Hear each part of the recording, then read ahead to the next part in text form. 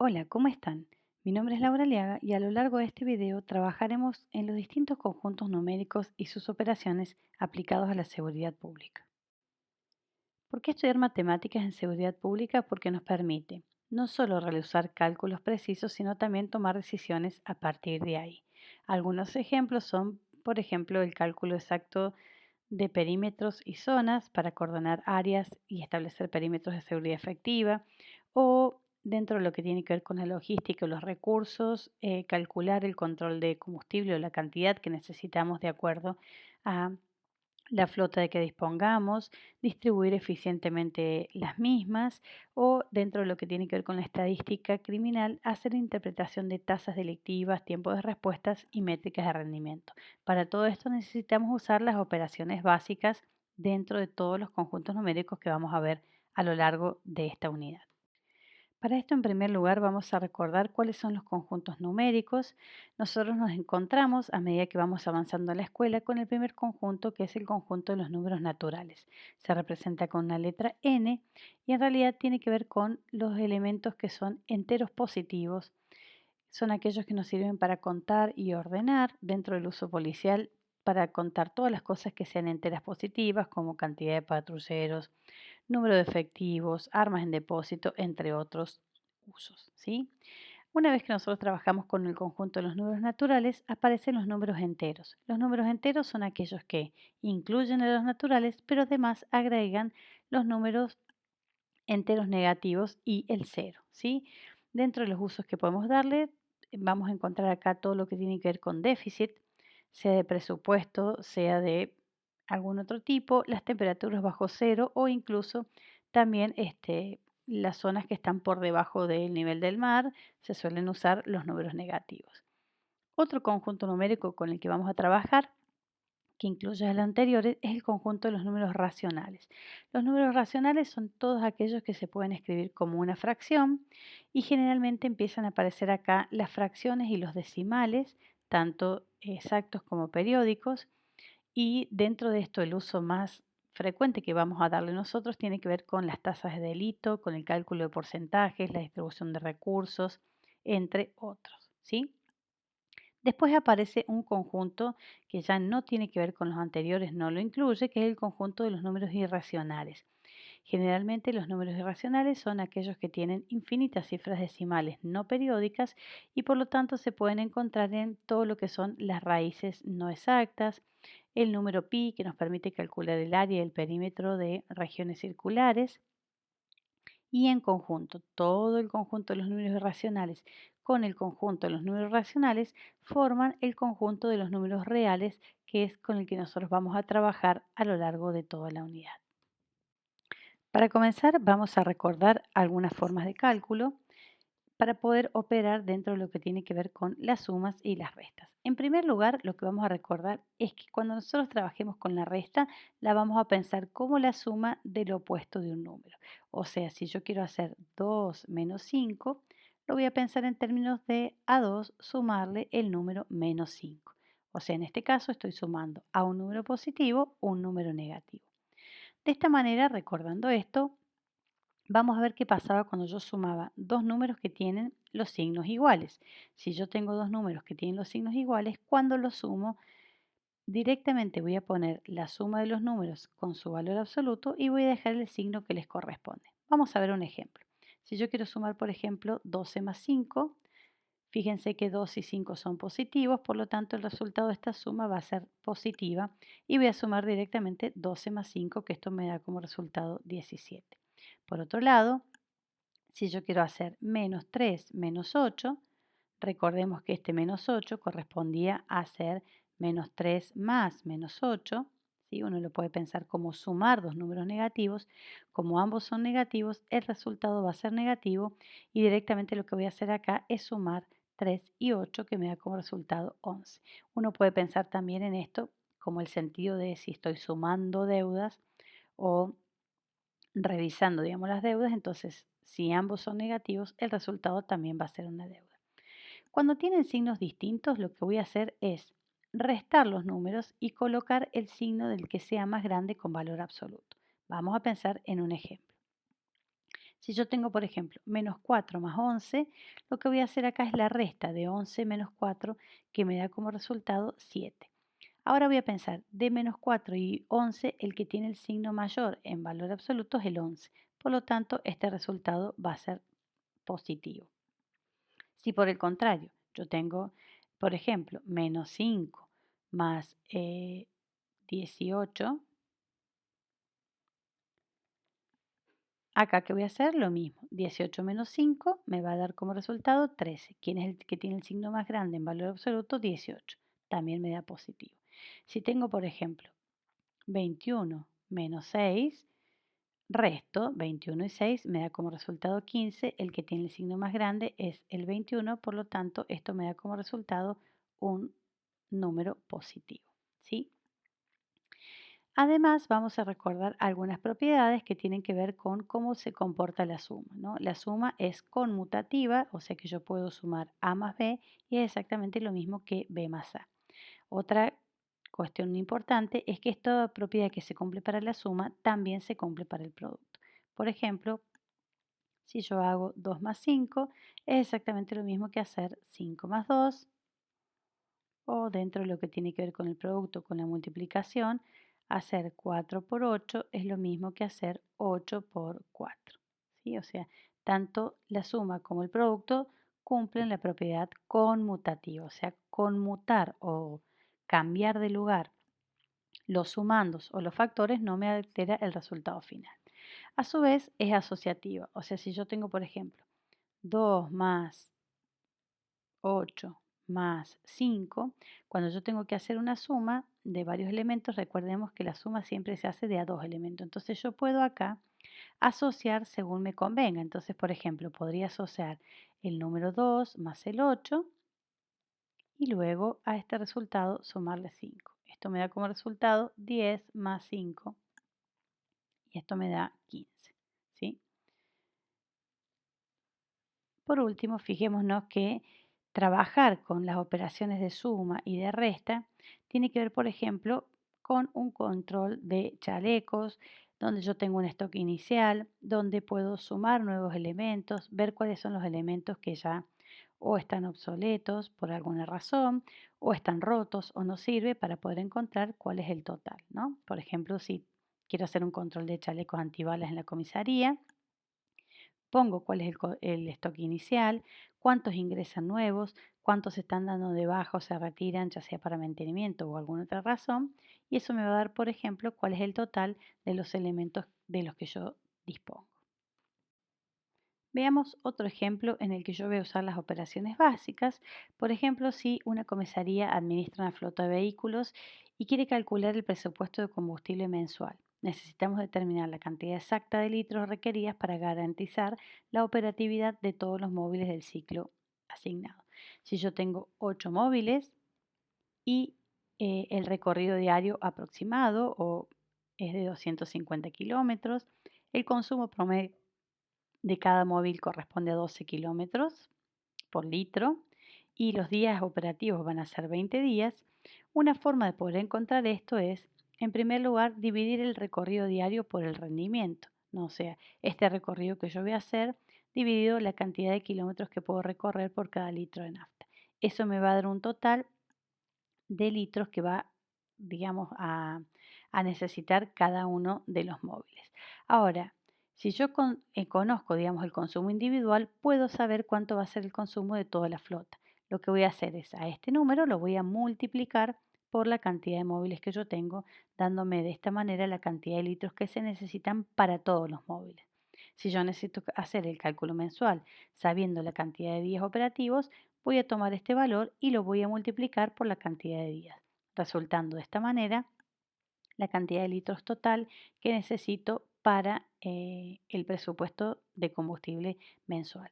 De esta manera vemos que, aunque no se vea, siempre estamos necesitando de la matemática para poder resolver situaciones diarias. Para adentrarnos un poco en lo que tiene que ver con las operaciones de la multiplicación, la división y la jerarquía, cuando ya empiezan a aparecer las operaciones combinadas, vamos a recordar algunos conceptos muy importantes. Primero, que si yo tengo que multiplicar dos números que tengan distintos signos, yo tengo que aplicar la regla de los signos. La regla de los signos me dice que cuando los signos son iguales y yo los estoy multiplicando o dividiendo, el resultado va a ser positivo.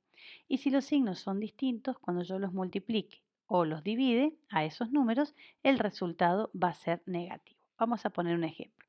Si yo tengo que hacer 2 por 8, estos dos números que yo tengo acá, sus signos son positivos, por lo tanto el resultado va a ser positivo y directamente opero con la multiplicación de 2 y 8, que esto me da 16. De la misma manera, si yo tuviera, por ejemplo, menos 4 dividido menos 2, fíjense que lo que yo tengo que hacer es, por un lado, hacer la división. 4 dividido 2 me da como resultado 2. Y el signo va a depender de si estos dos signos son negativos o son iguales. El resultado va a ser positivo, ¿no? Cuando estábamos en la escuela siempre nos decían más por más me da como resultado más. Menos por menos me da como resultado más. De manera similar, cuando yo trabaje con el producto o el cociente de signos que son distintos, el resultado va a ser negativo. Por ejemplo, si yo tengo que hacer 4 por menos 3, ¿sí? Más por menos me da como resultado menos. Si los signos son distintos, el resultado es negativo. Y 4 por 3 me da como resultado 12. De la misma manera, si yo tengo que dividir, por ejemplo, 8 dividido menos 4, 8 dividido 4 me da como resultado 2. Más por menos me da como resultado menos. Signos iguales cuando se están multiplicando o dividiendo, resultado positivo. Signos distintos cuando se están multiplicando o dividiendo, resultado negativo. A su vez, cuando empiezan a aparecer las operaciones combinadas, existe una jerarquía que me va a indicar cuáles son los pasos que tengo que resolver primero.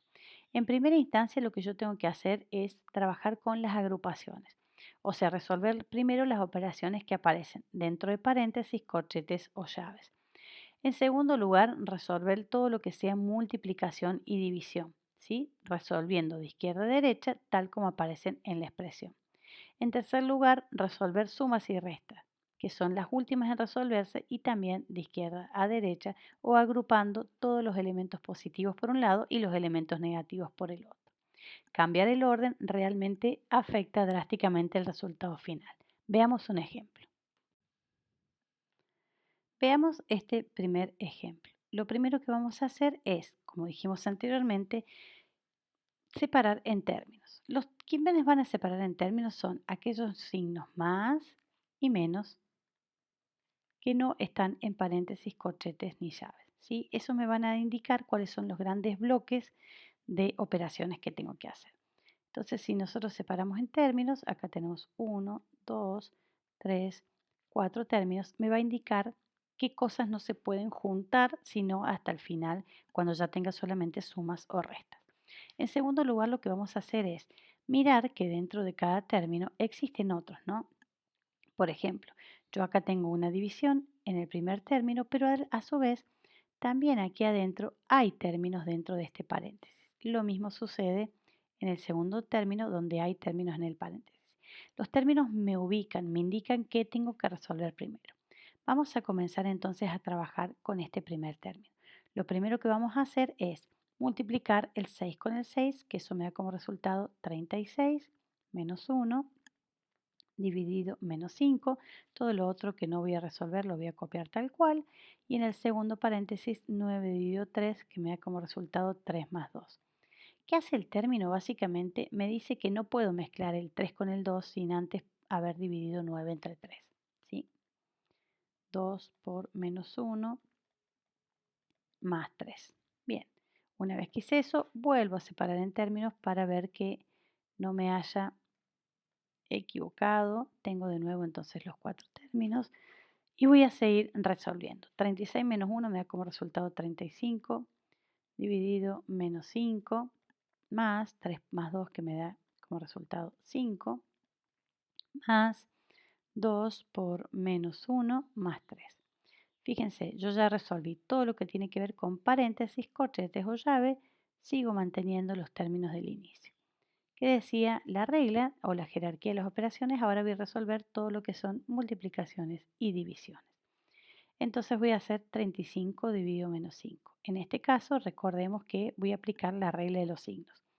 Como son uno positivo y otro negativo, esto me va a dar como resultado negativo y voy a hacer 35 dividido 5, me da como resultado 7. Más 5, 2 por menos 1, 2 es positivo, 1 es negativo, esto me da como resultado menos 2, más 3. Una vez que yo llegué a esto donde solamente tengo sumas y restas, una estrategia es, por un lado, juntar todos los que tienen el mismo signo. Por ejemplo, yo voy a juntar todos los negativos de un lado y luego sumarle todos los que son positivos, ¿sí? Entonces, fíjense, menos 7 menos 2, como los dos tienen el mismo signo y estoy sumando, me va a dar como resultado menos 9. O sea, sumo 7 y 2 y coloco el signo que le corresponde. Y 5 más 3 me da como resultado 8. Menos 9 más 8, ambos tienen signos distintos. El que es más grande en valor absoluto es el 9, o sea que esto va a tener resultado negativo. 9 menos 8 me da como resultado 1. También uno puede pensar acá, si debo 9 y pago 8, entonces me queda como resultado 1. Esta es la forma entonces de resolver todas las operaciones combinadas. Ahora trabajaremos con otro conjunto numérico que es el conjunto de las fracciones o los números decimales, ¿sí? Este conjunto es el conjunto de los números racionales y de acuerdo a la forma que tengan, se va a operar de distinta manera. Antes vamos a recordar la definición de fracción, que la podemos pensar como parte de un todo. El número que aparece arriba se llama numerador, el número que aparece abajo se llama denominador. El denominador me va a indicar la total de partes o la cantidad de partes en las que se divide la unidad y el numerador la cantidad de partes que se toman en, em, en ese número, ¿no? Las operaciones básicas están relacionadas con la suma, la resta, la multiplicación y la división. Para sumar o restar dos fracciones, yo necesito encontrar un denominador común. Para multiplicar, yo necesito multiplicar numerador con numerador, denominador con denominador.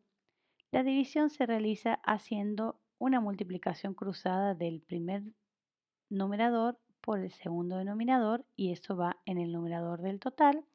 Y luego multiplico el primer denominador con el segundo numerador y eso va acá en la parte del denominador final, ¿no? Del resultado.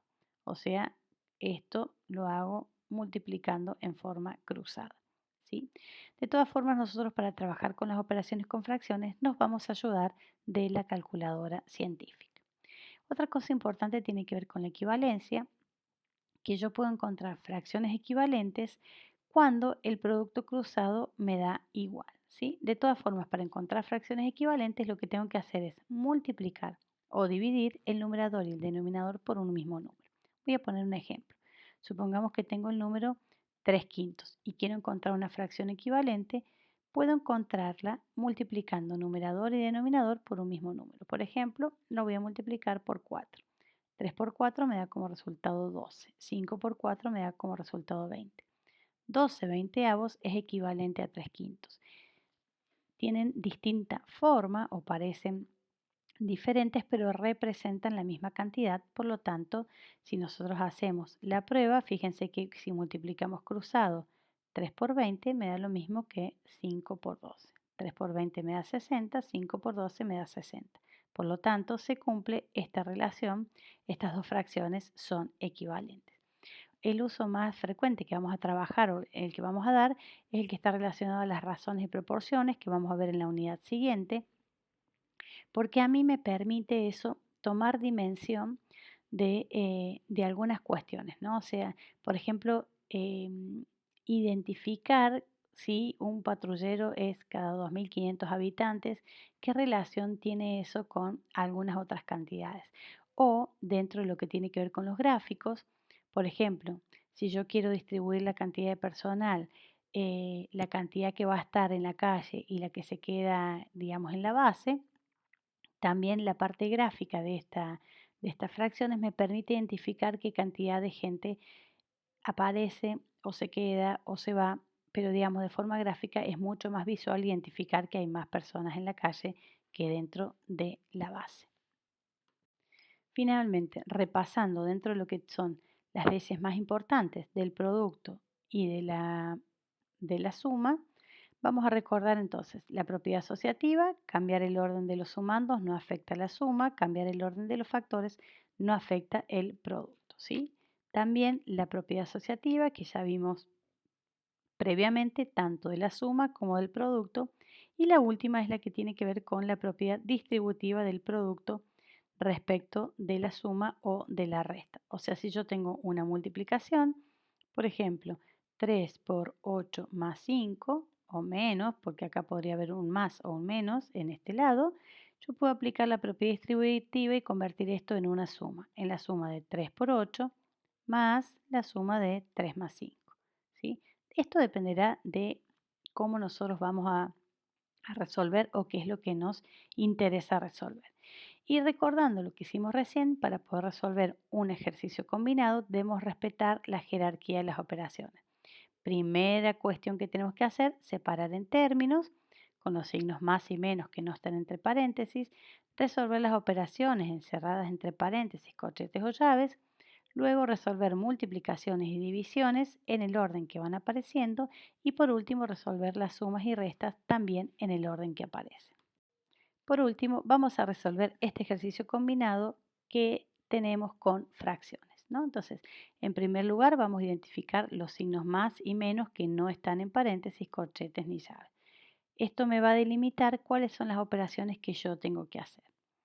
En segundo lugar, tengo que resolver lo que aparece adentro de las llaves, corchetes o de los paréntesis. Primero los paréntesis. En este caso tengo una suma y una diferencia. Entonces acá tengo 5 novenos menos, voy a colocar y voy a resolver 3 cuartos. Esto lo voy a hacer acá en los cálculos auxiliares. También nos podemos ayudar de la calculadora científica. Si yo quiero hacer menos 3 cuartos más un medio, por lo que vimos anteriormente, debo encontrar un denominador común, un múltiplo de 2 y de 4. En este caso voy a usar el número 4, que es múltiplo de ambos.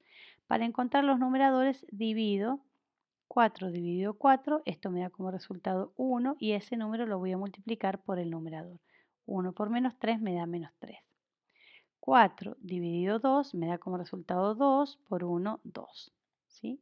De esta manera tengo en el numerador que hacer menos 3 más 2. Como tiene distintos signos, voy a restar. Esto me da como resultado 1. El que tiene el signo más grande en valor absoluto es el 3. ¿Sí? Entonces esto me da menos un cuarto. O sea que la solución de todo eso me da menos un cuarto. Más 10 tercios por, y voy a hacer esta operación también en los cálculos auxiliares. Un medio menos 3 quintos. Debo encontrar un múltiplo de 2 y de 5. En este caso será 10. 10 dividido 2 me da como resultado 5 por 1, 5. 10 dividido 5 me da como resultado 2 por 3, 6. 5 menos 6, de nuevo resto, me da 1, el que es más grande en valor absoluto es el 6, por lo tanto me da menos 1 sobre 10. Así que acá me va a quedar menos 1 sobre 10.